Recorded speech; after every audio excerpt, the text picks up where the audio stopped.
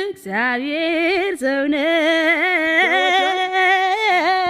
ተወዳጅ በሰማይ የተረማመደ በጽድቅ ፋናው እስከ ዛሬ ሲያበራ የኖረ የኢቲሳው አባት ፍስሐ ጽዮን እግዚአብሔር እናቱ ማኅፀነ ብሩክ ወለደች ኮከብን ሲኦልን የሚያውረሳት አረሳት ኢትዮጵያን በዕርፈ መስቀል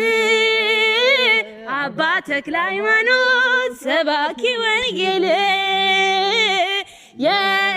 የእግዚአብሔር ሰው ነው